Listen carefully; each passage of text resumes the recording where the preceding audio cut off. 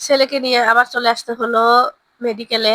ডক্টরের সাথে দেখা করলাম। আপনারা সবাই জানেন যে আমার ছেলেটার কিছুদিন আগে পা ভেঙে গেছে। তো সে পাটাকে ২১ দিন রাখতে বলছিল। আজকে দিয়ে হচ্ছে ২৩ দিন। তো ২৩ দিন পর আমি আসছি। ডক্টর সাজেস্ট করলো যে এটা খুলে দিতে হবে। মানে একদম ব্যান্ডেজটা খুলে দিতে হবে। তো অন্য রুমে ট্রান্সফার করলো। আমি সেখানে এসে ব্যান্ডেজটা যে খুলতেছি, মানে প্লাস্টারটা আরকি। তো যাই হোক, এই ভাইয়াটা খুব যত্ন সহকারে করে দিচ্ছে। তো ডক্টরকে বললাম যে এক্স-রে করে দেখা লাগবে কিনা। ডক্টর সাজেস্ট করলো যে না, এক্স-রে করে দেখতে হবে না। ক্যালসিয়াম লিখে দিছে। আরো টুকিটাকি কিছু ওষুধ দিছে। বলছে আস্তে, আস্তে ইনশাআল্লাহ ঠিক হয়ে যাবে। পানি নামতে পারে। কাটার পর যদি পানি নামে তাহলে পা যেন উপরের দিকে ঝুলে রাখা হয়।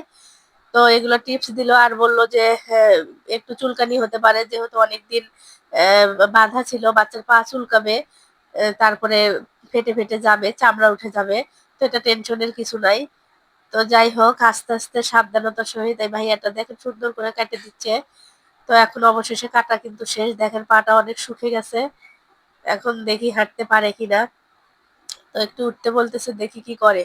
তো সবাই আমার ছেলের জন্য একটু দোয়া করেন, ও যেন সুস্থ থাকে, ভালো থাকে। আসলে সুস্থতা যে আল্লাহর কত বড় নিয়ামত, সেটা যারা আমরা সুস্থ আছি তারাই আমরা জানি আলহামদুলিল্লাহ।